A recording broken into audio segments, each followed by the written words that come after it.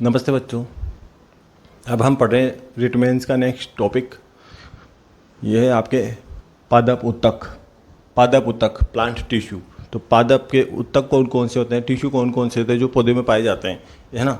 पौधे में कौन कौन से टिश्यू उत्तक पाए जाते हैं, है ना, इनके बारे में अपन पढ़ेंगे इस चैप्टर में। इसके अलावा मैंने इसमें प्रीवियस ईयर्स क्वेश्चन जो रिट में आए हुए हैं, आपके रिट मेंस में, मतलब रिट में आए हुए हैं, इसके अलावा second grade RPSC second grade में आए हुए हैं, उन सब क्वेश्चन को मैंने ऐड किया है। इसके अलावा और भी जो जनरल साइंस वाले जिनमें क्वेश्चन आते हैं, है ना, जैसे पटवारी, पुलिस कांस्टेबल, उनके भी क्वेश्चन मैंने इसमें ऐड कर दिए, तो आपकी हेल्प हो जाएगी इस चैप्टर में। ये आपके रिट प्री में नहीं है, ये वाला चैप्टर अभी सन 2025 में आपके रिट प्री में नहीं था, है ना। तो आपके रिट मेंस में सीधा ही, तो इसको पढ़ लेते हैं, है ना।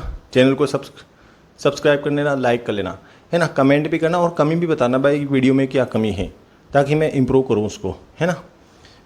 तो आप कमेंट करना, सब्सक्राइब कर लेना और बेल आइकन को प्रेस कर लेना, ताकि हमारी अगली वीडियो की नोटिफिकेशन आपको मिल सके। ठीक है, सी यू। पढ़ते हैं इसको। तो बच्चों अब हम पढ़ेंगे पादप उत्तक। पादप में कौन कौन से उत्तक पाए जाते हैं, है ना। पादप में पाए जाने वाले उत्तक। तो पादप में कौन कौन से उत्तक पाए जाते हैं पढ़ते हैं।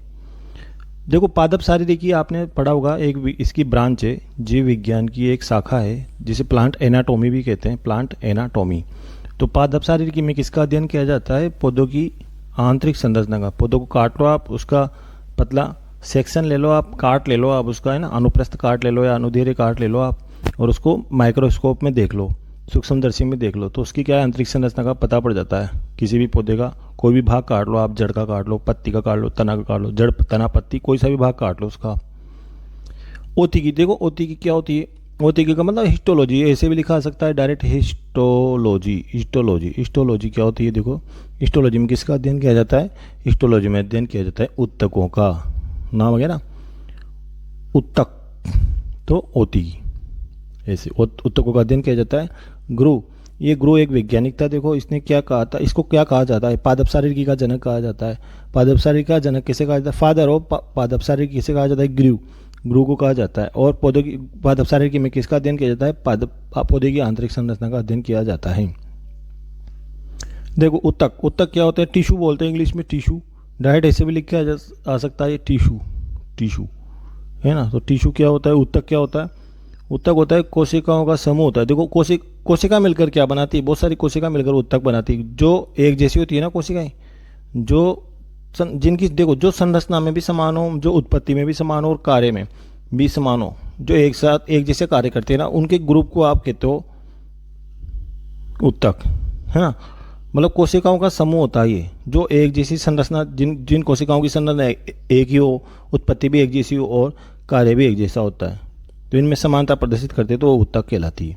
कोशिकाएं मिलकर उत्तक बनाती है, उत्तक मिलकर क्या बनाते हैं, अंग बनाते हैं, अंग मिलकर क्या बनाते हैं, तंत्र बनाते हैं, है ना। ऐसे तंत्र मिलकर हमारा शरीर बनाते हैं, चाहे पेड़ का हो शरीर, चाहे कोई सा भी शरीर हो।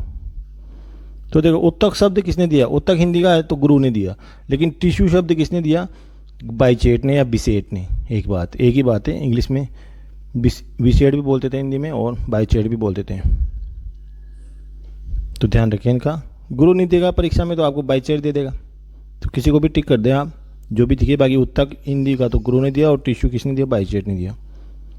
उत्तक दो प्रकार का होता है। देखो उत्तक को कितने प्रकार का होता है, मेनली दो प्रकार का होता है, एक तो विभज्योतक और दूसरा स्थायी उत्तक, है ना।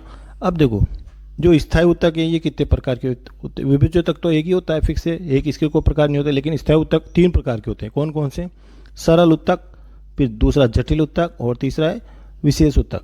जो सरल उत्तक है इसमें दृढ़ोत्तक, मृदुत्तक, दृढ़ोत्तक और स्थूल कोणोत्तक ये आ जाएंगे। इसमें जटिल उत्तक में जाइलम फ्लोएम आ जाएंगे, जाइलम। विशेष उत्तक में कौन आएंगे, आपके ग्रंथियाँ आ जाएंगी, लेटेक्स आ जाएगा इसमें। तो ये है विशेष उत्तक। तो तीन प्रकार के होते हैं, तीनों को पढ़ेंगे अपन, तीनों को पढ़ेंगे, सरल को पढ़ेंगे, फिर जटिल को पढ़ेंगे, फिर विशेष को पढ़ेंगे, जिसमें चैप्टर खत्म हो जाएगा अपने। देखिए बच्चों, मैं आपको एक बात कहना चाहता हूँ कि परीक्षा में आपके उत्तक शब्द किसने दिया, है ना, टिश्यू उत्तक शब्द किसने दिया, तो आपको दोनों में ऑप्शन दिख जाए, आपको ये भी दिख जाए, ये भी दिख जाए, तो आपको ये वाले को सही माना है, बिचेट को, बाइचेट को आपको सही मानना है ना। केवल उत्तक यूँ आ जाए उत्तक शब्द किसने दिया, तो उत्तक शब्द बाइचेट नहीं दिया, आप तो ये मानना है सही, पहली बात। दूसरी बात, पादपों के लिए ना, पेड़ पौधों के लिए गुरु नहीं दिया था उत्तक शब्द, और जंतुओं के लिए किसने दिया था, बाइचेट नहीं दिया था। ये है सही बात तो, है ना। अब अगर सीधा आ जाएगी उत्तक शब्द किसने दिया था, उत्तक शब्द एक तो ये ऑप्शन दे दे, आपको ये ऑप्शन दे दे तो आपको ये मानना है सही, बाइचेट मानना है सही, है ना। कंफ्यूज क्लियर कर दिया मैंने, ठीक है। बाकी पूछेगा नहीं क्योंकि विवादित माम हो सकता है ये क्वेश्चन अगर ऐसा आया तो देखो बच्चों, ये है पादप उत्तक, है ना, प्लांट टिश्यू, पादप उत्तक। अब पादप उत्तक है ना कितने प्रकार का होता है, 2 प्रकार का होता है, विभिज्योतक और हमारा दूसरा स्थायी उत्तक, है ना, विभिज्योतक और स्थायी उत्तक। अब स्थायी उत्तक है, इसको कितने भागों में बांटा गया है, इसको 3 भागों में बांटा गया है, सरल उत्तक, जटिल और विशेष। सरल, जटिल और विशेष 3 भागों में बांटा गया है।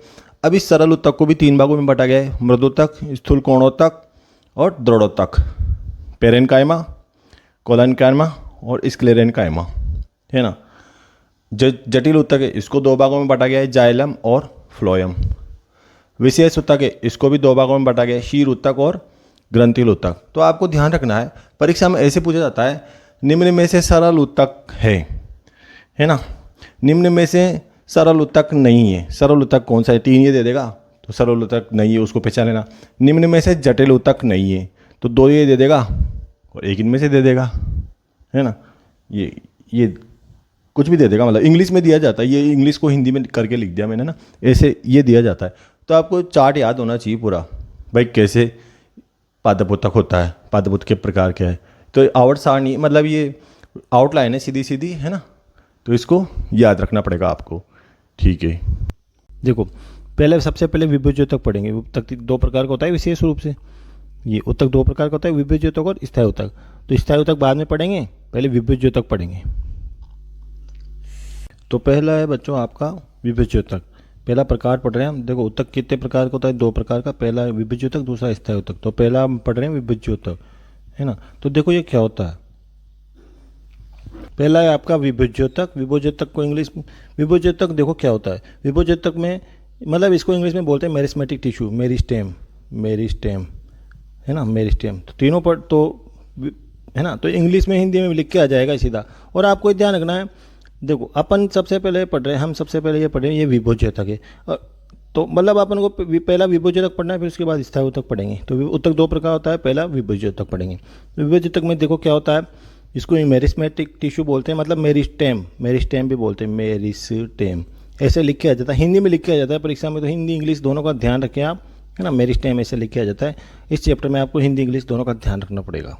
इसकी विशेषताएं क्या क्या विशेषताएं विभिज्योतक की, इसमें कोशिका विभाजन की क्षमता, कोशिका विभाजन की क्षमता किसमें पाई जाती है, विभिज्योतक में पाई जाती है ना, स्थायी उत्तक में नहीं पाई जाएगी। दूसरा आपके ये स्थायी उत्तक है, ये जो स्थायी उत्तक है, स्थायी उत्तक ये जितने भी स्थायी उत्तक हैं इनमें विभाजन की क्षमता नहीं पाई जाती, है ना, इस क्योंकि ये विभेदित हो जाती हैं, है ना, इसलिए इनमें विभाजन, जबकि ये अविभेदित उत्तक है, अविभेदित। अभी आएगा, अगली लाइन आएगी अपने, देखो ये रही, देखो ये रही, अविभेदित। अविभेदित उत्तक कौन सा है, ये पूछा जाता है ना। ग्रीन पेन से जब भी करता हूँ ना मैं, तो इसका मतलब पूछा जा चुका है आपके एग्जाम में, किसी न किसी एग्जाम में पूछा जा चुका है, यह सब ज़्यादा पूछा जाता है। और बाकी जो दूसरे एग्जाम ये है, ये मतलब इंपॉर्टेंट है, आने लायक है, इसलिए ध्यान रखें। बाकी ग्रीन पेन का तो विशेष रूप से ध्यान रखें आप। विभिज्योतक में केवल प्राथमिक कोशिका भित्ति पाई जाती है भाई, इसमें द्वितीय कोशिका भित्ति नहीं पाई जाती, है ना, द्वितीय कोशिका भित्ति नहीं पाई जाती। 3 कोशिका भित्ति होती है, प्राथमिक कोशिका भित्ति, द्वितीय कोशिका भित्ति और तीसरी कोशिका भित्ति। तो प्राइमरी सेल वॉल नहीं पाई जाती, प्राइमरी सेल वॉल पाई जाती है इसमें, सेकेंडरी और टर्सरी सेल वॉल नहीं पाई जाती। कोशिकाएं कैसी होती है, छोटी और समव्यासी होती है, समव्यासी होती है कोशिकाएं। और कोशिका द्रव्य कैसा होता है, सघन होता है, मतलब कोशिका द्रव्य भरा होता है, ऐसे पूरा भरा होगा कोशिका द्रव्य पूरा। इसको जैसे कोशिका है ना, ये कोशिका है, तो इसमें क्या है, भरा होता है। कोशिका द्रव्य में रिक्तिका और लवक अनुपस्थित होते हैं, मतलब रिक्तिका भी अनुपस्थित होगी, और जो लवक मतलब क्लोरोप्लास्ट, प्लास्टिड है ना, जो लवक होता है ना, कोशिकांग होता है, ये अनुपस्थित होते हैं दोनों। विभिज्योतक कैसा होता है, उपापचयी रूप से अत्यधिक सक्रिय होता है, उपापचयी रूप से कैसा होता है, अत्यधिक सक्रिय। और इसमें इसलिए कोशिकाओं में संग्रहित भोजन का अभाव होता है। इसमें भोजन कैसा होगा, भोजन होगा ही नहीं इसमें, जो कलेक्टेड भोजन होगा, जो संग्रहित भोजन है इसमें भोजन का संग्रह नहीं होगा, भोजन का संग्रह तो एक में होता है, ध्यान रखना, मृदुतक में होता है भोजन का संग्रह, पढ़ेंगे अपन, है ना। संग्रहित भोजन का अभाव होता है क्योंकि ये उपापचय रूप से सक्रिय होता है। विभोजतक में अंतरकोशिकीय अवकाश अनुपस्थित होते हैं, इंटरसेलुलर स्पेसेस होते हैं, उसका अभाव होता है। जैसे मैं बताऊं ये क्या होते हैं, जैसे ये कोशिका, कोई भी कोशिका, ये पूरा भरा होगा, जैसे ये कोशिका, ये पूरा भरा हुआ है, 1% भी कहीं से आपको इसमें जगह नहीं मिलेगी। ये इसको भर दो, मतलब आप बीच में जगह मत छोड़ो, कोशिका के बीच जगह मत छोड़ो, ऐसे जगह मत छोड़ो। अब ये इसमें अंतरकोशिका अवकाश नहीं है उपस्थित, क्योंकि ये भरे हुए हैं, जुड़ी हुई है, अंतरकोशिका अवकाश अनुपस्थित है। अब इंटरसेलुलर स्पेस क्या होते हैं, जैसे ये कोशिका और ये कोशिका, ये कोशिका और ये कोशिका, अब ये ना, ये कोशिका और ये कोशिका, तो ये इतना सारा ये जो गैप मिल गया ना, इसी को बोलते हैं, ये गैप मिल गया, इसी को बोलते हैं अंतरकोशिकीय अवकाश, ये है ना। ये जो गैप है इसको नीचे बनाते, लिखने की जरूरत नहीं, इसको अंतरकोशिकीय अवकाश ये होता है, तो इसमें अनुपस्थित होता है। अब देखो विभोज्यता के प्रकार, 3 प्रकार, कौन कौन से प्रकार का होता है। उत्पत्ति के आधार पर इसके अलग प्रकार है ना। उत्पत्ति के आधार पर इसको बोलते हैं प्रोमेरिस्टेम, मतलब प्राक विभोज्योतक, प्रोमेरिस्टेम, है ना, प्राक विभोज्योतक। दूसरा है प्राथमिक विभोज्योतक, और तीसरा है इसका द्वितीयक विभोज्योतक, है ना, द्वितीयक विभोज्योतक। तो सेकेंडरी मेरिस्टेम, ये तो हो उत्पत्ति के आधार पर। बच्चों ये है विभोज्योतक।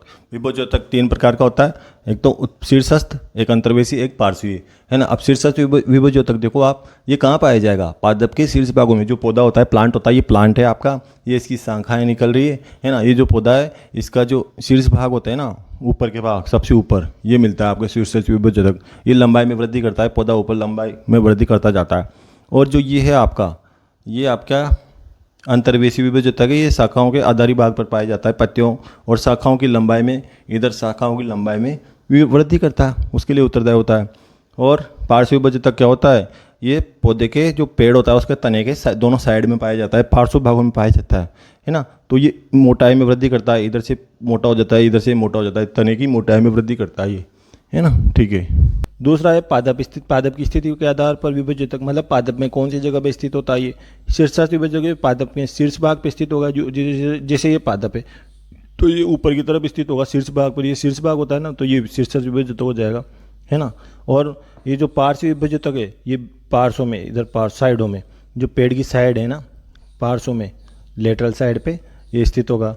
और एक और आएगा आपके तीसरा अंतर्वेशी विभोज्योतक, ये किधर होगा, शाखा और पत्तियों के आधार पर। जो शाखाएं होती है ना, जैसे पेड़ है ना, इसमें तो यहाँ तो शीर्षस्थ, यहाँ पे अंतर्वेशी साइडों में, बाकी जो शाखाएं हैं इनकी शाखाओं के आधार पर कौन सा होगा, ये अंतर्वेशी होगा, है ना, शाखाओं के आधार पर। या पत्तियाँ, जो ये पत्तियाँ हैं आपकी, इन पत्तियों के आधार पर, यहाँ पर इन पत्तियों के आधार पर पाई जाएगा, शाखाओं के आधार पर या पत्तियों के आधार पर अंतर्वेशी विभोज्योतक। तो ये विभोज्योतक के प्रकार। एक तो किसके आधार पर थे, दो आधार है इसके। एक तो उत्पत्ति के आधार पर, भाई उत्पत्ति किस प्रकार होती है, किससे होती है ना। और दूसरा है उत्पत्ति के आधार पर कितने प्रकार का होता है, एक तो 3 प्रकार का होता है, प्रोमेरिस्टेम, प्राथमिक विभोज्योतक और सेकेंडरी द्वितीयक विभोज्योतक। स्थिति के आधार, एक तो उत्पत्ति के आधार पर, एक पादप की स्थिति के आधार पर। स्थिति के आधार पर शीर्षस्थ विभोज्योतक, पार्श्व विभोज्योतक और ये अंतर्वेशी विभोज्योतक होता है। अब इसको पढ़ लेते हैं, है ना, क्लियर करके पढ़ लेते हैं। उत्पत्ति के आधार पर विभोज्योतक की कितने प्रकार का होता है। देखो, प्रोमेरिस्टेम मतलब प्राक विभोज्योतक, प्रोमेरिस्टेम, है ना। तो इंग्लिश में इसे हिंदी में लिखा आ जाएगा डायरेक्ट, आपको याद रखना होगा आपको, है ना। भ्रूण अवस्था में सर्वप्रथम विकसित होने वाला विभोज्योतक कौन सा है। भ्रूण अवस्था मतलब एम्ब्रियो। ये प्राथमिक विभोज्योतक का निर्माण करते हैं। कौन, मूलांकुर और प्रांकुर। देखो, प्रोमेरिस्टेम है, निम्न में से प्रोमेरिस्टेम के उदाहरण कौन कौन से, मूलांकुर और प्रांकुर, है ना, प्लूमूल और रेडिकल और प्लूमूल। तो ये मूलांकुर और प्रांकुर क्या है, प्राक विभोज्योतक है, प्रोमेरिस्टेम है, के उदाहरण है। सेकंड, देखो आपको उदाहरण, सबके उदाहरण जरूर याद रखने पड़ेंगे इसमें, उदाहरण और इंग्लिश नेम। प्राथमिक विभोज्योतक कौन कौन से, ये जो प्रोमेरिस्टेम है इसके विभाजन से निर्मित हो जाते हैं, है ना। और ये प्राथमिक विभेजक कौन के उदाहरण कौन से, प्रोरोसिस और मोलसीस। मतलब जो प्रोरो है तने के शीर्ष पर जो स्थित होते हैं वो सूट अपेक्स, और रूट अपेक्स जो मूल के शीर्ष पर स्थित होते हैं, है ना। वो जो मूल शीर्ष है और प्रोशीर्ष ये कौन से प्राथमिक विभेज्योतक है, निम्न में से प्राथमिक विभेज्योतक है ना। तो प्राथमिक विभेज्योतक के उदाहरण इनमें से कोई भी ऑप्शन में दे देगा आपको, परीक्षा में ध्यान रखना। इंग्लिश में सूट अपेक्स या रूट अपेक्स दे देगा, है ना।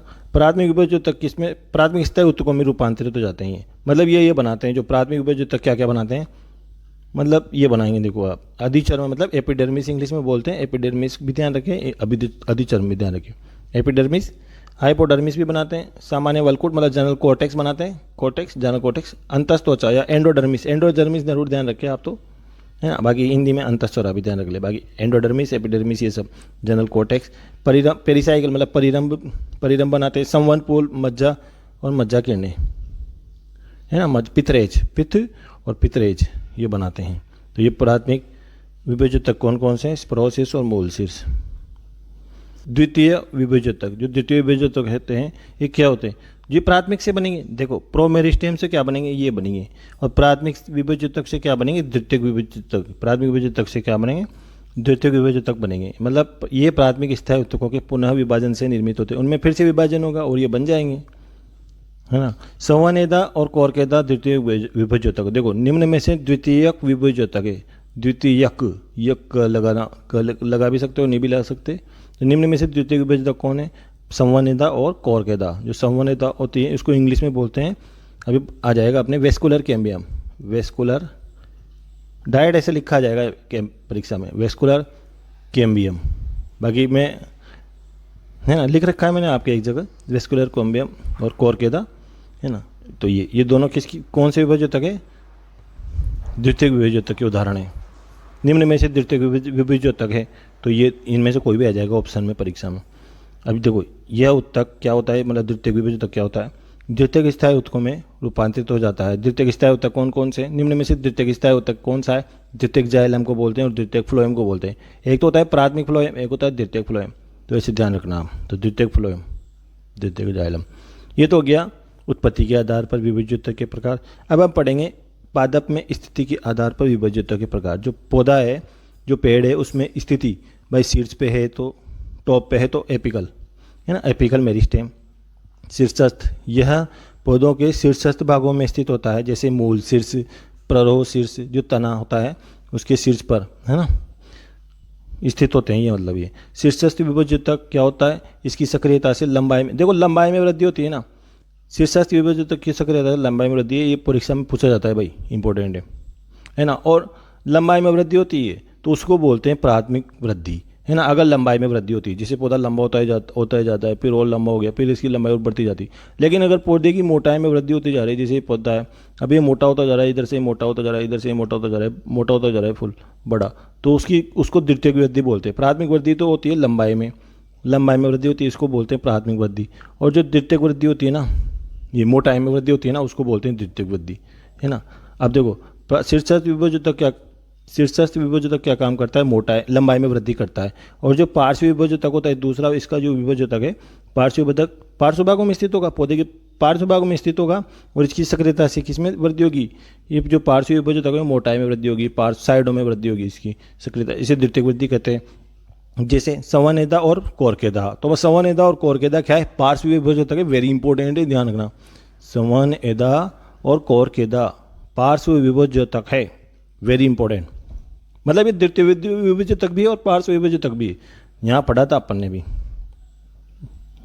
यहाँ पे देखो कहाँ पे,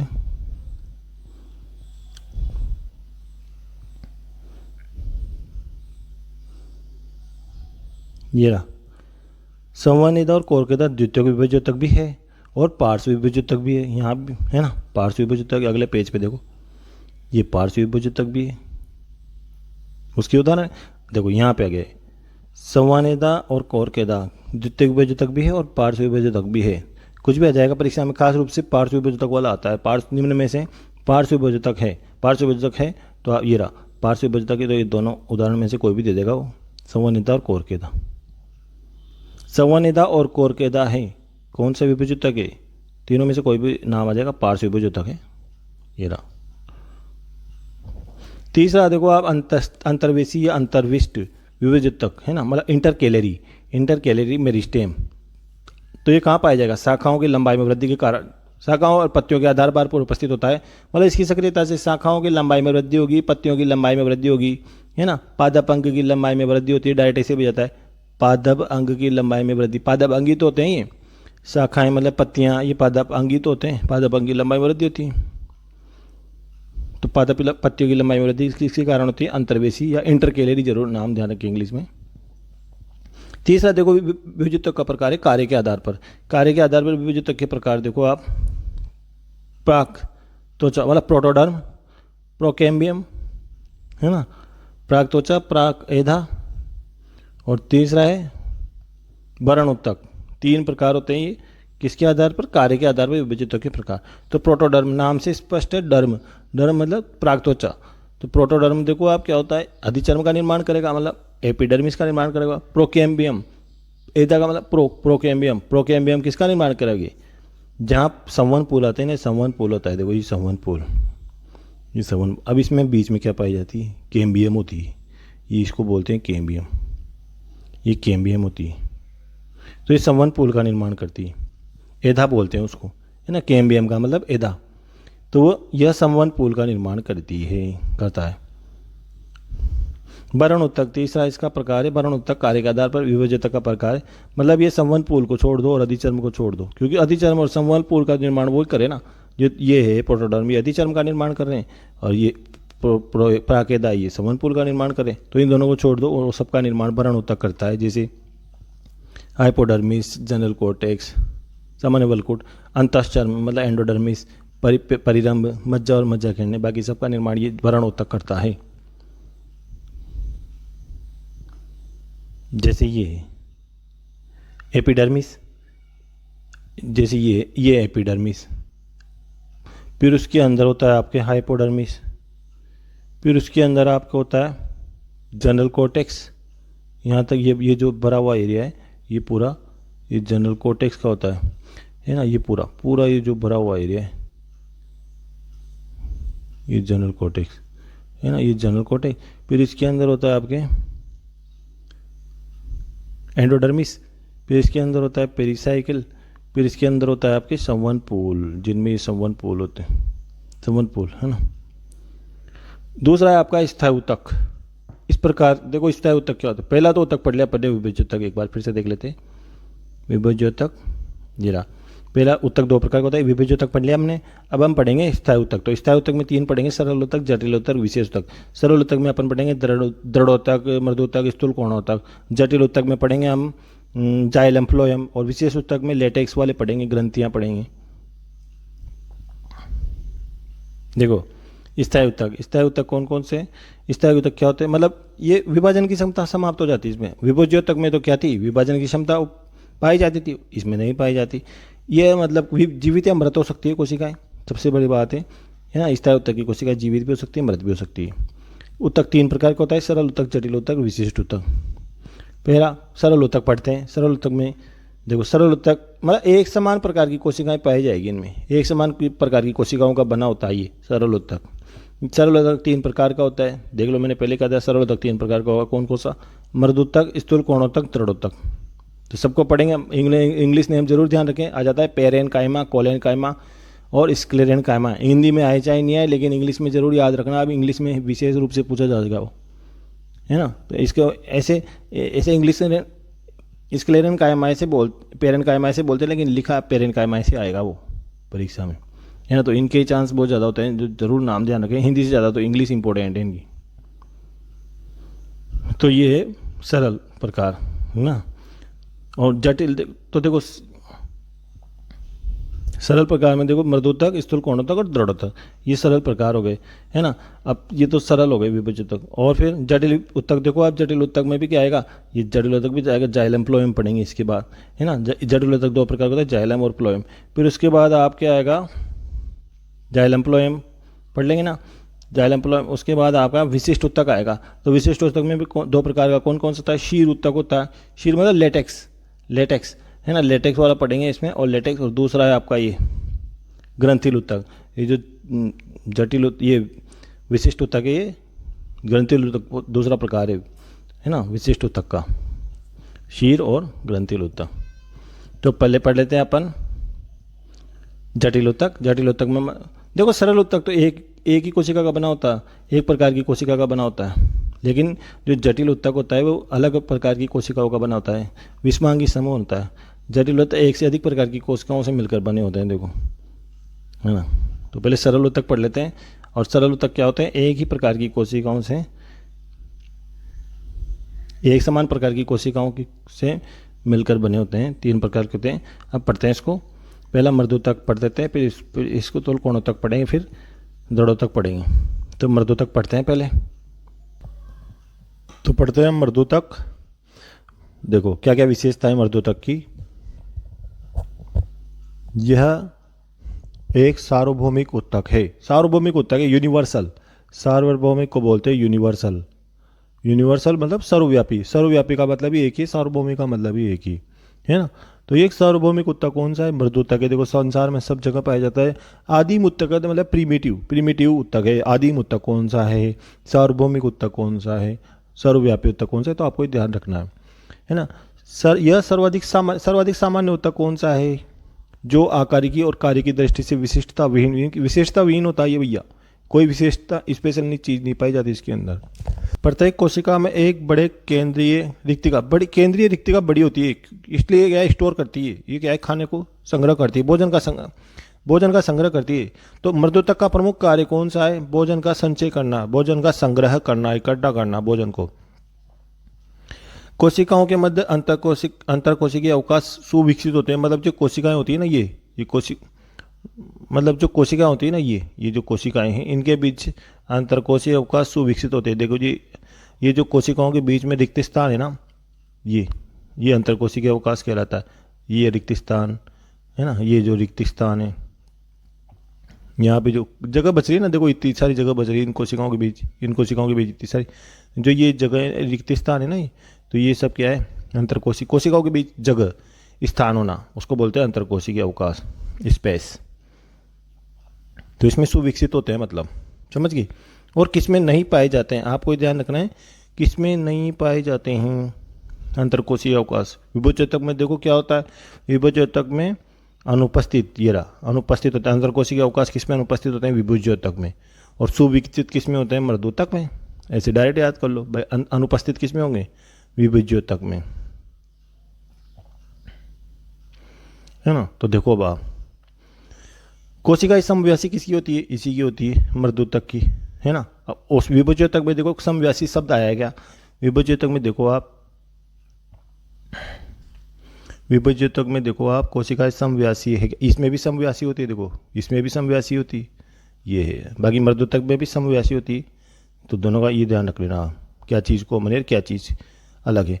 फलों का गुदा, जो फलों का गुदा होता है, जैसे सेब देखो होगा, एप्पल देखा होगा ना आपने, एप्पल का जो गुदा होता है ना, वो मर्दूतक का ही बना होता है, समझ गए ना। नाशपाती, सेब, कुछ भी ले लो आप, तो उसके जो फलों का गुदा होता है मर्दूतक का बना होता है। तो इनका ध्यान रखें आप। मर्दूतक का प्रमुख कार्य पूछा जाता है ना। सार्वभौमिक ऊतक कौन सा है ना, तो इनका ध्यान रखिए। मर्दूतक के रूपांतरण, जो मर्दूतक के क्या क्या रूपांतरण है, किस किस रूप में मर्दूतक मिलेगा हमें, देखो कौन से। एक तो प्रोसेन कायमा होता है, एक वायु ऊतक होता है मतलब एरेन कायमा होता है, और एक होता है हरित मर्दूतक मतलब क्लोरेन कायमा। इसको डायरेक्ट ऐसे लिख दो, क्लोरेन कायमा।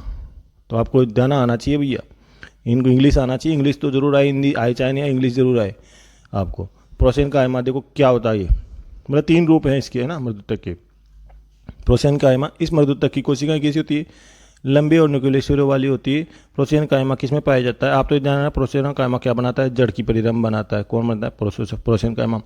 एरन कायमा मतलब एरन, वायु, नाम से एयर आ गई, हवा आ गई, तो ये किस में पाई जाएंगी? जो ये मतलब गोलाकार कोशिकाओं का बना होता है। इसमें अंतराकोशिकीय अवकाश बड़े बड़े होते हैं, इसमें, और गोलाकार कोशिकाओं का बना होता है ना। इसमें बड़े बड़े वायुकोष्ठ या वायु गुहिकाएं भी बोलते हैं, इसको घेरे रहते हैं ये कोशिकाएं। मतलब इसमें वायुकोष्ठ पाए जाएंगे, गुहिकाएं पाई जाएंगी, केविटीज पाई जाएगी, जलीय पादप में पाया जाएगा। एरन कायमा किस में पाया जाएगा? आप तो ध्यान करो, जलीय पादप में, है ना। और क्लोरेन कायमा हरित मृदुतक किसमें पाया जाएगा? इसमें क्या होगा? हरित मृदुतक का उदाहरण क्या होता है? पेलिसेड टिश्यू, है ना, खम्भ उत्तक या पेलिसेड टिश्यू। पेलिसेड टिश्यू क्या होता है? इसमें क्लोरेन कायमा का उदाहरण है। हरित मृदुतक हरित लवण अधिक मात्रा में पाया जाएगा, इसलिए प्रकाश संश्लेषण करते हैं, है ना। तो इनके उदाहरण जरूर ध्यान रखिए। प्रोसेन कायमा का उदाहरण है जड़ की परिरम, एरन कायमा का उदाहरण क्या है? जलीय पादप, और क्लोरेन कायमा का उदाहरण है पेलिसेड टिश्यू। दूसरा हमारा उत्तक है स्थूल कोणोत्तक। तो पहला तो हमने पढ़ लिया मृदुतक और मृदुतक के रूपांतरण। अब हम दूसरा पढ़ेंगे स्थूल कोणोत्तक, फिर उसके बाद दृढ़ोत्तक। तो आपको इंग्लिश में जरूर नाम ध्यान रहना चाहिए इनके, है ना। इंग्लिश में नाम कोलन कायमा है ना। तो देखो यह एक कैसा है? जीवित यांत्रिक उत्तक नाम आ जाए ना, जीवित वाला कौन सा है? जीवित यांत्रिक उत्तक कौन सा है? तो स्थूल कोणोत्तक। यांत्रिक उत्तक तो देखो ये भी है, लेकिन दृढ़ोत्तक भी है यांत्रिक उत्तक, लेकिन ये मुख्य यांत्रिक उत्तक है। मुख्य यांत्रिक उत्तक आए तो दृढ़ोत्तक, है ना। और केवल यांत्रिक हो जाए, जीवित यांत्रिक उत्तक आ जाए तो स्थूल कोणोत्तक। अब देखो लचीलापन, यह उत्तक लचीलापन प्रदान करता है। दोनों में डिफरेंस बता रहा हूँ मैं आपको, स्थूल कोणोत्तक और दृढ़ोत्तक में। तो यह स्थूल कोणोत्तक क्या करता है? लचीलापन प्रदान करता है, जबकि दृढ़ोत्तक क्या करता है? सुरक्षा करता है, अंगों की रक्षा करता है। जो पादप अंग है, प्लांट के जो ऑर्गन है, अंग है, पादप अंग है, इनकी सुरक्षा करता है। तो दोनों का ध्यान रखिए, ये तो लचीलापन प्रदान करता है, पादप अंगों को लचीलापन प्रदान करता है, और ये पादप अंगों को, ये दृढ़ोत्तक क्या करता है? पादप अंगों को सुरक्षा प्रदान करता है। कोशिका भित्ति पर पेक्टोसेलुलोज का स्थूलन या जमाव होता है। स्थूलन का मतलब जमाव, है ना। किसका? पेक्टोसेलुलोज का, है ना। स्थूल कोणोत्तक मतलब जो स्थूल कोणोत्तक की जो कोशिकाएं होती है ना, इसमें क्या होता है? इसी उत्तक में जो कोशिका भित्ति होती है, कोशिकाएं होती है, उनकी कोशिका भित्ति पर पेक्टोसेलुलोज का स्थूलन होता है। स्थूल कोणोत्तक शाखीय द्विबीजपत्री पादपों में उपस्थित होता है। देखो ये, परंतु एक बीजपत्री पादपों में अनुपस्थित होगा। ये पहले बात तो ये ध्यान रखो, है ना। ये वेरी इंपॉर्टेंट है। द्विबीजपत्री तनों में हाइपोडर्मिस है, वो किसकी बनी होती है? स्थूल कोणोत्तक की। Very important, RPSC second grade में पूछा जा चुका है। ये सेकंड ग्रेड में पूछा जा चुका है क्वेश्चन, कि फर्स्ट ग्रेड में भी ये पूछा जा चुका है भैया। जो द्विबीजपत्री तने हैं, इसमें स्थूल कोणोत्तक हाइपोडर्मिस है, वो किसकी बनी होती है? स्थूल कोणोत्तक। और एक बीजपत्री तना आ जाए इसकी जगह, एक बीजपत्री तना, तो उसमें किसकी बनी होती है? उसमें इस दृढ़ोत्तक की बनी होती है ना। द्विबीजपत्री में किसकी बनी होगी? हाइपोडर्मिस, स्थूल कोणोत्तक की। एक बीजपत्री में किसकी बनी होगी? एक बीजपत्री में किसकी बनी होगी? दृढ़ोत्तक की बनी होगी, हाइपोडर्मिस। तीसरा हमारा है दृढ़ोत्तक।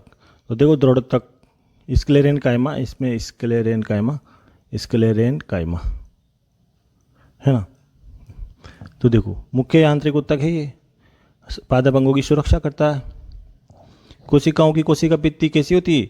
मोटी होती है, लिग्निन का जमा होता है, लिग्निन का जमा होता है ना। लिग्नीकृत होती है या लिग्निन का जमा होता है, इंपॉर्टेंट है भैया, पूछा जाता है। जो दृढ़ोत्तक की जो कोशिकाएं होती है उसकी बात करें। दृढ़ोत्तक में दो प्रकार की कोशिकाएं पाई जाती है। कौन कौन सी?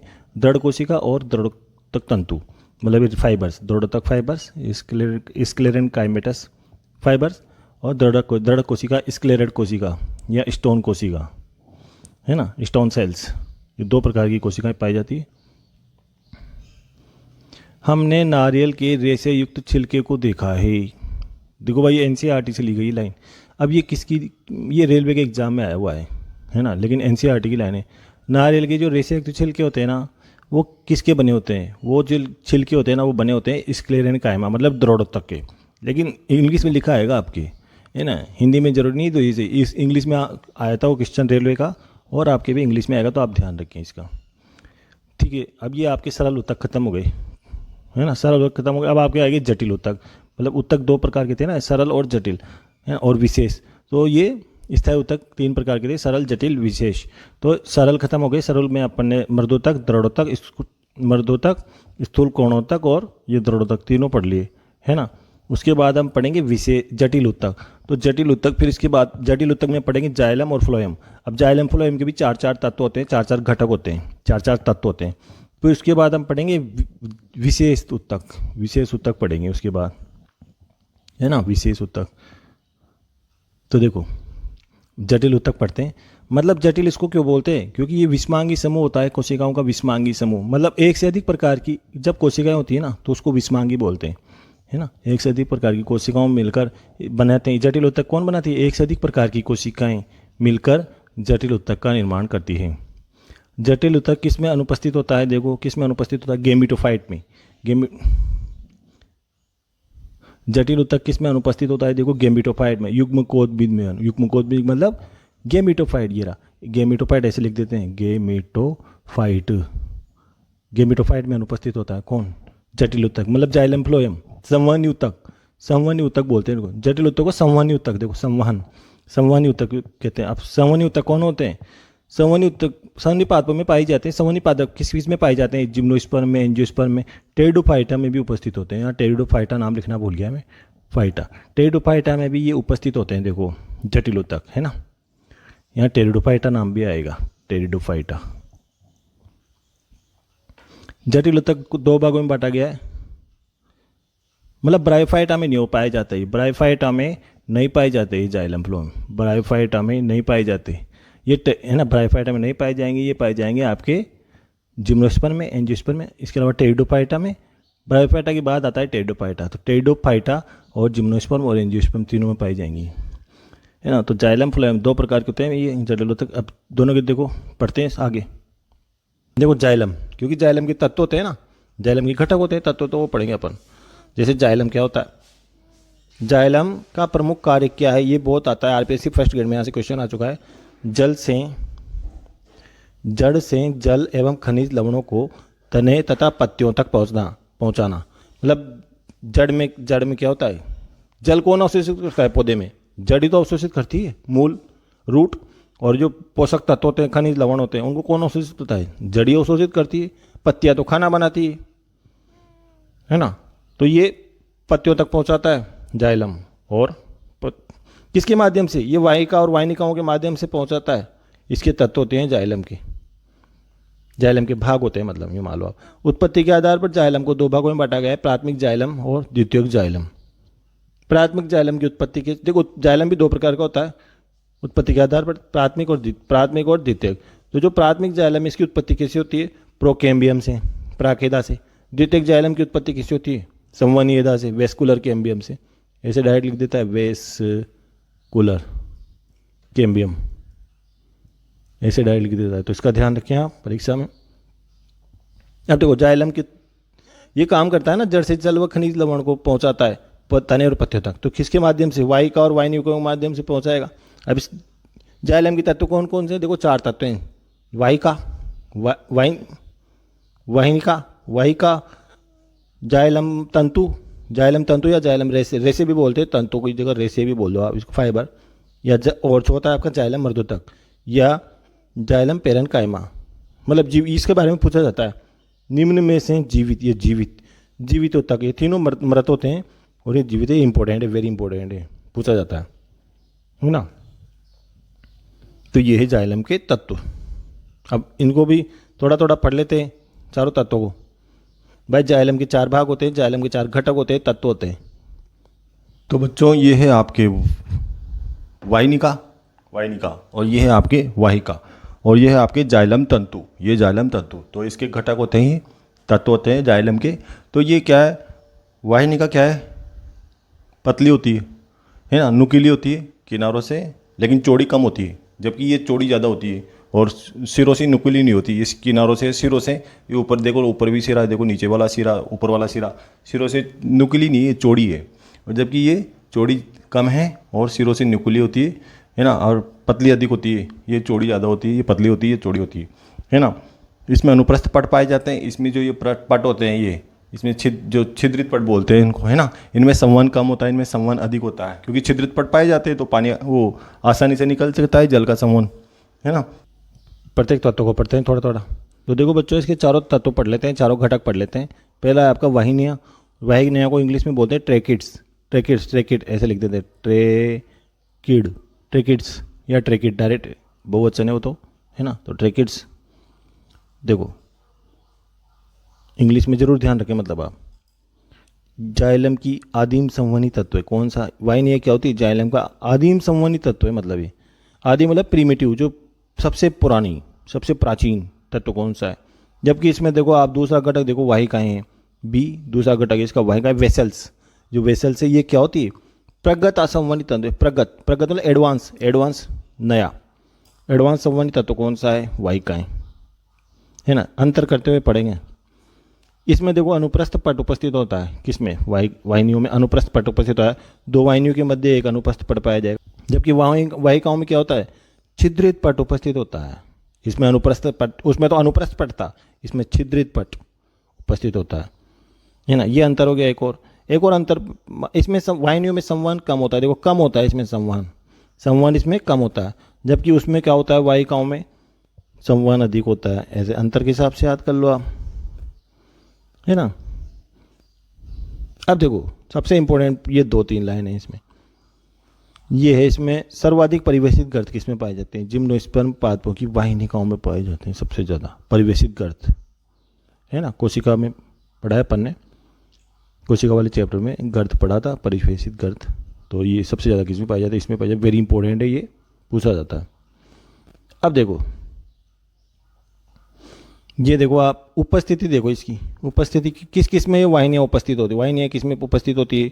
और उधर भी पढ़ेंगे वाहिकाएं किस में उपस्थित होती है। तो ये उपस्थित होती है टेरिडोफाइटा में, जिम्नोस्पर्म में और एंजियोस्पर्म में उपस्थित होती है ना। जबकि जो वाहिकाएं ये किस में उपस्थित होती है? केवल एंजियोस्पर्म में उपस्थित होगी। वो तो टेरिडोफाइटा भी थे, जिम्नोस्पर्म भी थे उसमें तो, लेकिन ये केवल एंजियोस्पर्म में उपस्थित होगी।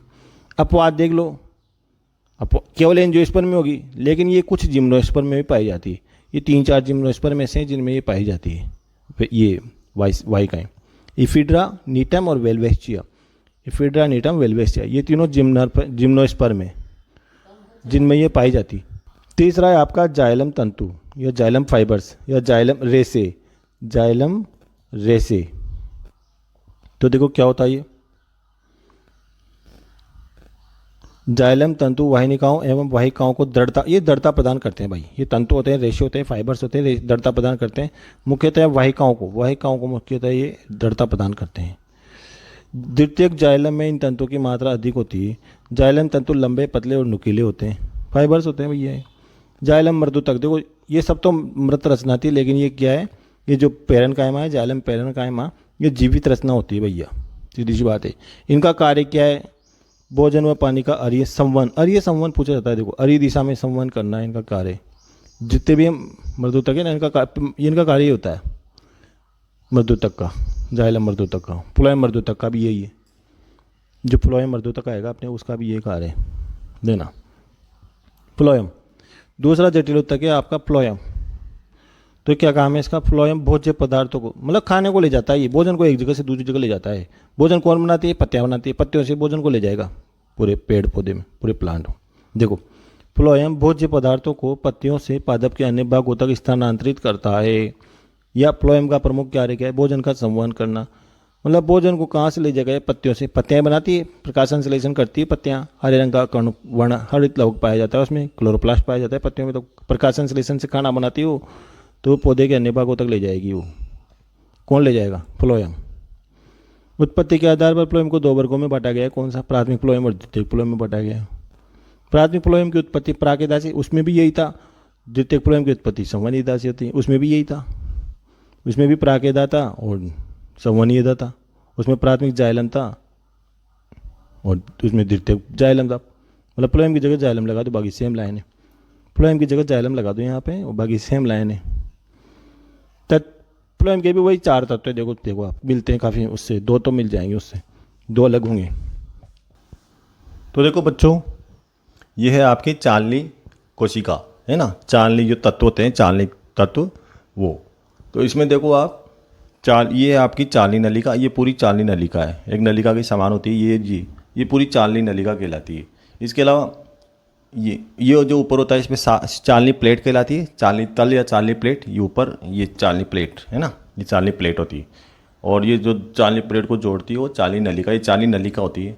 इसके अलावा ये जो चालनी नलिका है, इसमें केंद्रक नहीं होता। देख लो केंद्रक रही तो है चालनी नलिका। अब जो ये है, इस चालनी नलिका पर नियंत्रण किसके द्वारा होता है? ये जो इसके बाहर चारों तरफ है, ये सहायक कोशिका है ना, कंपेनियन सेल है। तो कंपेनियन सेल केंद्रक युक्त होती है, इस चालनी नलिका पर नियंत्रण करती है, चालनी कोशिका पर नियंत्रण करती है। तो ये है फ्लोएम में। पहला है आपका चालनी कोशिकाएं, चालनी तत्व भी बोलते हैं इनको, डायरेक्ट चालनी तत्व।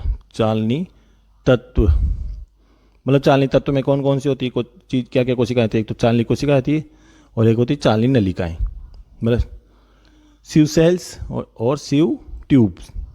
देखो मतलब ये जीवित और या केंद्रक रहित रचना कौन सी है? जीवित और केंद्रक रचना कौन सी है? ये देखो इसमें तो तीन चीज़ें जीवित होगी, एक चीज़ मृत होगी। इसमें तीन चीज़ें जो जाइलम तंतु होते हैं ना, ये भी जीवित है ना, और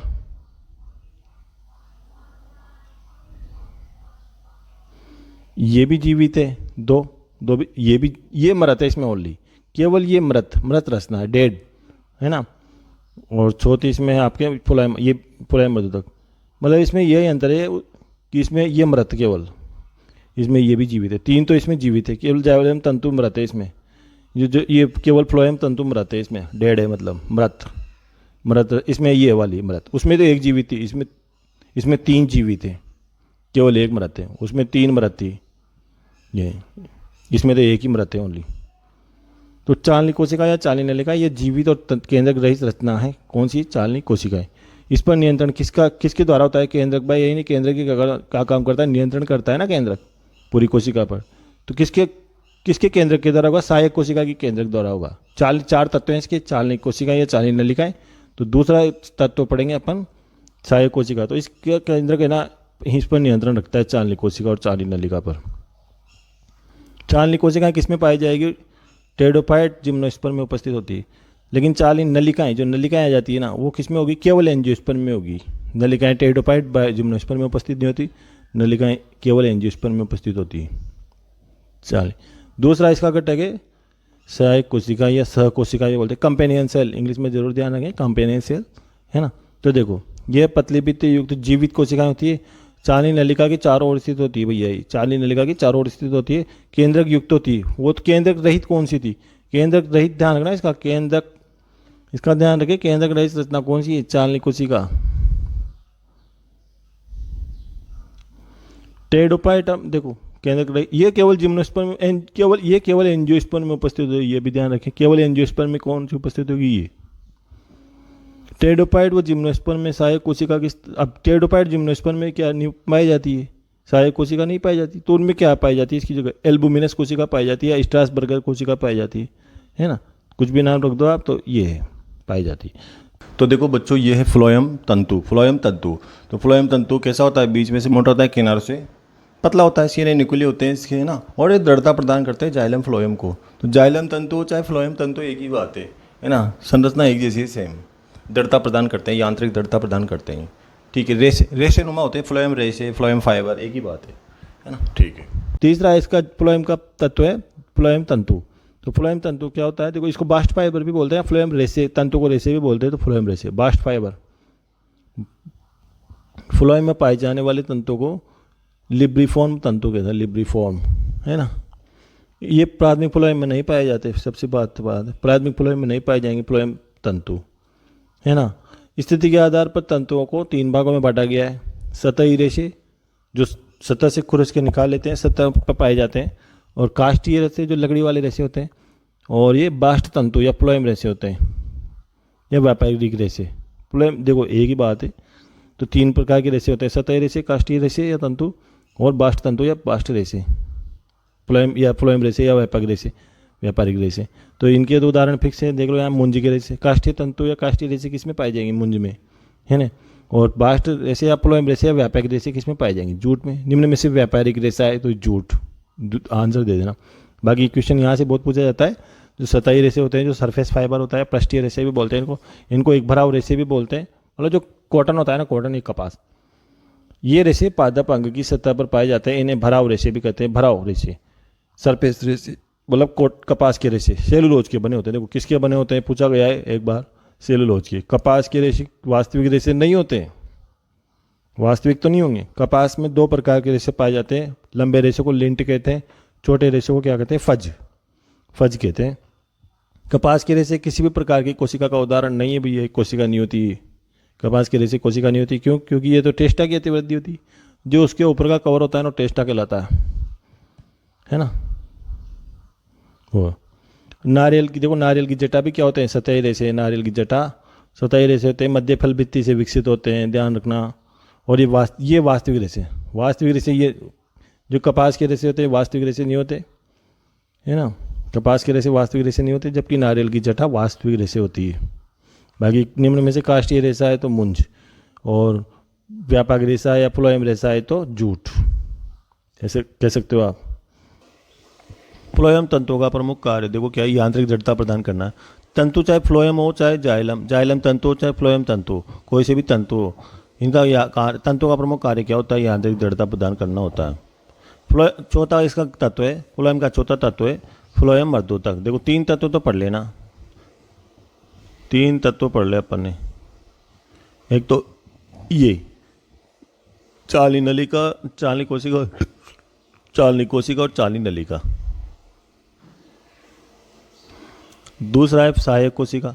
तीसरा है जाइलम तंतु। तो जाइलम तंतु तीसरा है, चौथा है फ्लोएम तंतु, तीसरा है फ्लोएम तंतु। तो फ्लोएम तंतु और जाइलम तंतु दोनों का काम एक ही है बस। जहाँ इसमें फ्लोएम की जगह बास्ट शब्द लगा देना, जहाँ भी फ्लोएम आता है ना बास्ट शब्द लगा देना आप।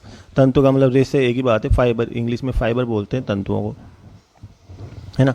ये 3 तो हो गए। अब चौथा इसका तत्व है, देखो ये फ्लोएम मर्दोतक। तो जाइलम मर्दोतक भी था और जाइलम तंतु भी थे। तो 2 घटक तो सेम है इनके, बाकी 2 घटक अलग है। इसमें सहायक कोशिका आ जाती है फ्लोएम में, और चालनी कोशिका आ जाती है बस। उसमें वाहिका आ जाती है, वाहिका।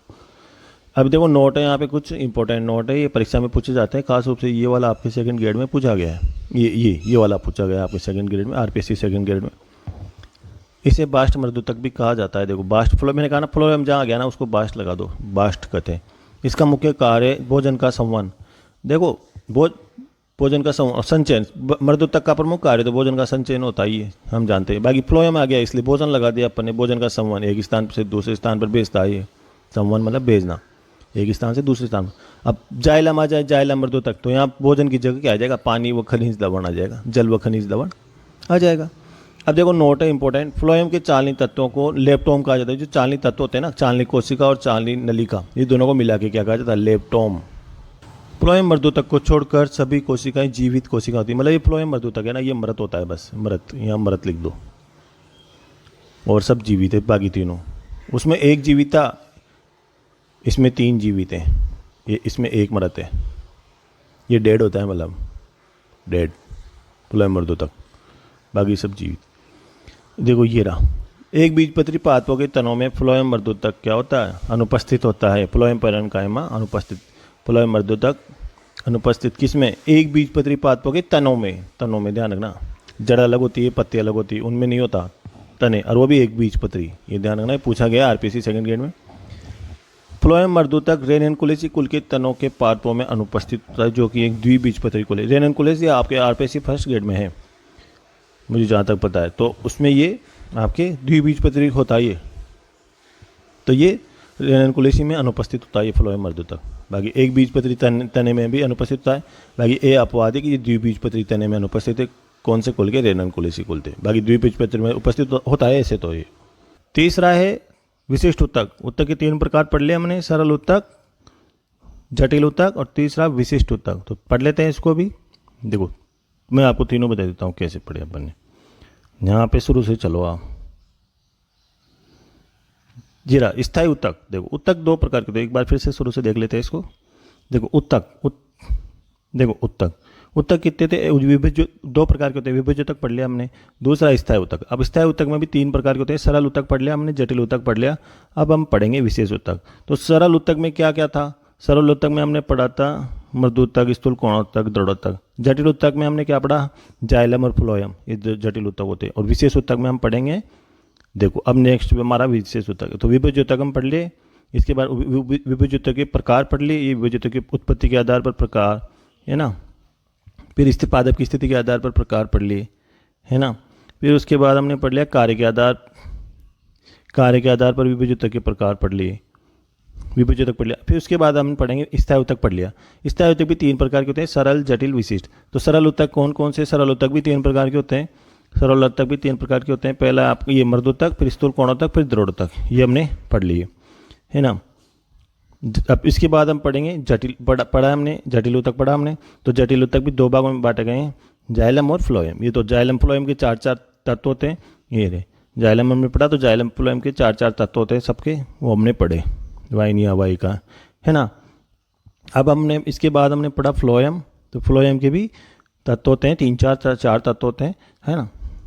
तो इसके बाद अब हम पढ़ेंगे विशिष्ट उत्तक। तीसरा हमारा जो प्रकार है विशिष्ट उत्तक, उत्तक का सरल, जटिल और विशिष्ट। तो विशिष्ट उत्तक पढ़ लेते हैं। ये भी 2 प्रकार के होते हैं। कौन से? शीर मतलब लेटेक्स, लेटेक्स मान लो आप, या लेटेक्स धर उत्तक, लेटेक्सिफेरस टिश्यू, है ना। तो शीर उत्तक क्या होते हैं? देखो ये लंबी अधिक शाखित, अधिक शाखित होते हैं। एक तो लंबी होती है, अधिक, यहाँ कोमा लगेगा, लंबी कोमा अधिक शाखित और तथा पतली भित्ति वाली कोशिकाओं का से बना होता है ना। इसके अंदर दूध जैसा रस भरा होता है, दूध जैसा सफ़ेद कलर का भरा होता है, जिसे लेटेक्स कहते हैं।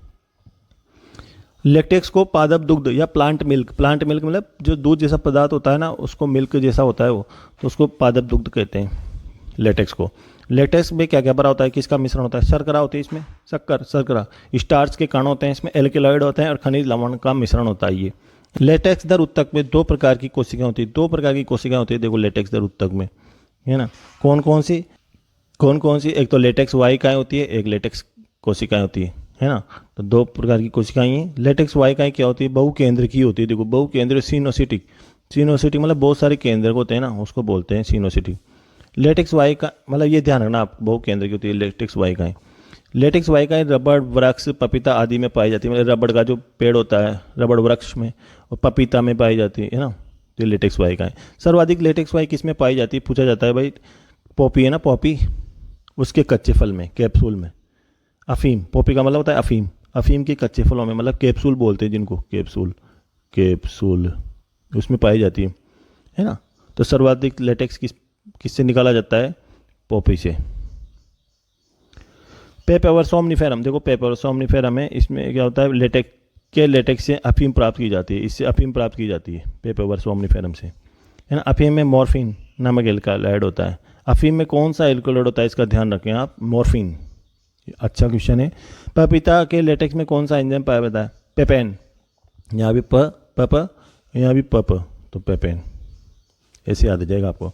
फाइकस इलास्टिका से भारतीय रबर, देखो भारतीय रबर किससे प्राप्त होता है? फाइकस इलास्टिका से भारतीय रबर प्राप्त होता है। हिविया ब्रासिलेंसिस पेरा रबर तो इससे प्राप्त होगा, भारतीय रबर इससे। तो फाइकस इलास्टिका वाला जरूर ध्यान रख लिया। दूसरा है आपका ग्रंथिल उत्तक। देखो क्या होता है, यह निम्न विशिष्ट प्रकार की ग्रंथियों से बना होता है। ग्रंथिल उत्तक नाम से स्पष्ट है, ग्रंथियों से बना होता है। जैसे पाचक ग्रंथियां, रेजिन ग्रंथियां, जल ग्रंथियां, तेल ग्रंथियां। तो जो तेल स्त्रावित करेगी वो तेल ग्रंथियां, जो जल स्त्रावित करेगी, जो रेजिन स्त्रावित करेगी वो रेजिन ग्रंथियां, जो पाचक एंजाइम स्त्रावित करेगी वो पाचक ग्रंथियां। जैसे कीटारी पादपों में पाई जाती है पाचक ग्रंथियां, कीटारी पादपों में पाई जाती है। कीटारी पादप कौन सा, ये पूछा जाता है, ड्रोसेरा निपेंथिस। तो नाइट्रोजन की कमी को पूरा करने के लिए इसमें पाई जाती है, नाइट्रोजन की कमी को पूरा करती है, उस कीट को खा लेगी और उसमें नाइट्रोजन होगा ना, उसको अवशोषित कर लेगी। तो ये पाचक ग्रंथियां किस में पाई जाती है? कीटारी पादप में। निम्न में से कीटहारी पादप है ड्रोसेरा, निपेंथिस, ये क्या है? दोनों कीटहारी पादप है। रेजिन मतलब ये सर्वाधिक रेजिन ग्रंथियां किस में पाई जाती है? चीड़ में। जो पाइन होता है ना, पाइन का पेड़ होता है, पाइन, PINE, पाइन, तो चीड़ में सर्वाधिक पाइन, ये चीड़ पूछा जाता है खास रूप से। सर्वाधिक रेजिन ग्रंथियां किस में पाई जाती है? चीड़ में। तीसरा है जल ग्रंथियां। तो जल ग्रंथियां देखो, जल ग्रंथियां किसमें? जल का मतलब टमाटर में, जल का मतलब टमाटर, नस्टार्स, जलकुंभी, टमाटर, नस्टार्सियम, है ना।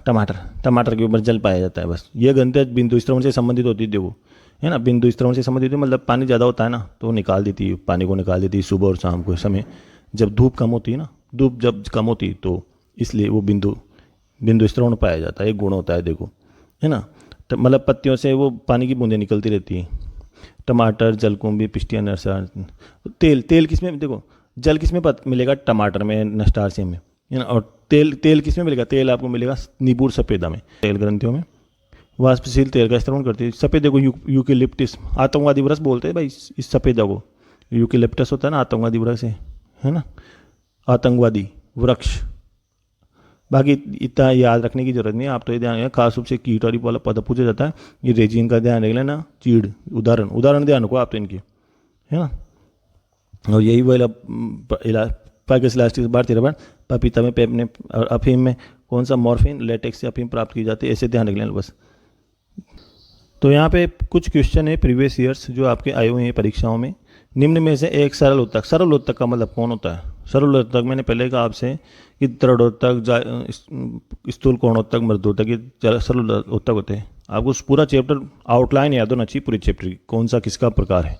तो जाइलम और प्लोएम तो जटिल उत्तक है, स्क्लेरन कायमादे को दृढ़ोत्तक को बोलते हैं। मैंने पहले कहा आपसे इंग्लिश में पूछा जाता है, दृढ़ोत्तक को बोलते हैं। इंग्लिश में, हिंदी में याद न हो पर इंग्लिश में जरूर याद रखें आप, तो दोनों में याद रखें, सबसे बढ़िया। रीट में पूछा गया था लेवल 2 में, और 23 जुलाई 7 का मतलब 23 जुलाई को 2022 को पूछा गया था क्वेश्चन, पेपर में आया था ये। पौधों में जाइलम उत्तक किसके लिए उत्तरदायी होता है? जाइलम उत्तक, जाइलम का मतलब ये जेल प्रेरी वाले एग्जाम में आया हुआ है, जनरल साइंस का जो तैयारी करते हैं ना उनमें जनरल साइंस आती है। 19/10/2018 को आया था पहली शिफ्ट में, मतलब 29 अक्टूबर को। तो जाइलम उत्तक का क्या कार्य, किसके लिए उत्तरदायी होता है? जाइलम क्या करता है? भोजन का वहन तो कौन करता है? वो तो फ्लोएम करता है। जल का वहन करता है भैया, जल आएगा। पौधों में फ्लोएम का प्रमुख कार्य का क्या कार्य होता है? फ्लोएम का कार्य देखो, फ्लोएम का क्या कार्य है? पत्तियों से पौधों के अन्य भागों में भोजन का परिवहन, ध्यान रखना आप तो इसका, रोशनी का परिवहन, सोडियम का परिवहन, पानी का नहीं, भोजन का परिवहन, इसमें एक आएगा, है ना, एक। तो ये आया था राजस्थान पुलिस कांस्टेबल में वाले एग्जाम में, आया था 15 जुलाई को 2018 को, सेकंड शिफ्ट में आया था बाद। तो ये देखो एक और क्वेश्चन है, ये आरपीएससी सेकंड ग्रेड एग्जाम में आया हुआ क्वेश्चन है अपने, है ना, 2013 वाले एग्जाम में। तो देखो, एक पादप पदार्थ के अनुप्रस्थ परिच्छेद, देखो उसने हिंदी इंग्लिश में मिक्स वो देता है अलग से। तो अनुप्रस्थ परिच्छेद को इंग्लिश में क्या कहते हैं? ट्रांसफर सेक्शन ले लिया आपने, एक पादप पदार्थ के अनुप्रस्थ काट के ले लिया, मतलब है ना, अनुप्रस्थ परिच्छेद ले लिया। तो को में निम्नांकित सारे लक्षण दिखाई देते हैं। अच्छा, ये लक्षण है, 3 लक्षण दे दिए इसने, 1 2 3, मैं समझिए इसको। अब देखो इस पदार्थ की आप क्या पहचान करेंगे? अच्छा, अधस चर्म दृढ़ोत्तकीय, अधस चर्म का मतलब होता है हाइपोडर्मिस इन स्क्लेरन काइमेटस, मतलब ये अधस चर्म कैसी होती है? दृढ़ोत्तक की बनी होती है। हाइपोडर्मिस किसकी दृढ़ोत्तक की किसमें बनी होती है? ये आपको ध्यान होना चाहिए। संवहन पुल संयुक्त किसमें होते हैं? क्लोज्ड किसमें होते हैं? और बरोणोत्तक में बिखरे होते हैं। अच्छा, फ्लोएम मर्दुतक, देखो फ्लोएम मर्दुतक किसमें अनुपस्थित होता है? ये 2 लक्षण से आपको आसानी से आ जाएगा वैसे भी। और अवर्धी तो एक बीजपत्री में होता है। तो देखो अवर्धी का मतलब होता है एक बीजपत्री, तो एक बीजपत्री या इन दोनों में से आएगा, द्विबीजपत्री तो आएगा ही नहीं। अच्छा, फ्लोएम मर्दुतक किसमें अनुपस्थित है? एक बीजपत्री तने में है, तो इन दोनों से आ जाएगा आपको। दे अवर्धी का मतलब होता है एक बीजपत्री, और ओपन आ जाए ना वर्धी आ जाता है तो द्विबीजपत्री। और वैसे भी आप इसको देख सकते हो, पहले वाले कोई अधस चर्म दृढ़ोत्तकी, जो हाइपोडर्मिस है वो दृढ़ोत्तकी होती है ना। हाइपोडर्मिस कहाँ है? तो अपने हाइपोडर्मिस इससे मिल जाएगा आपको। ये रहा मर्दुतक, ये रहा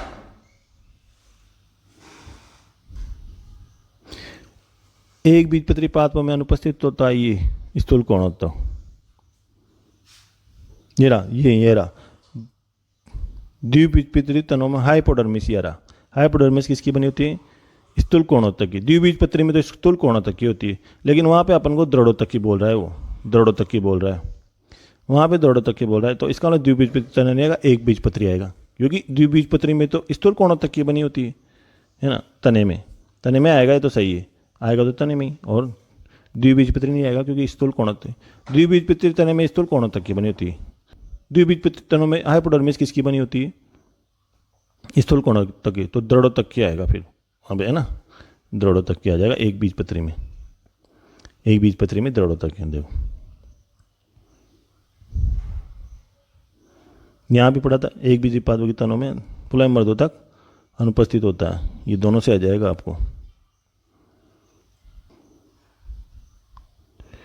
एक बीजपत्री में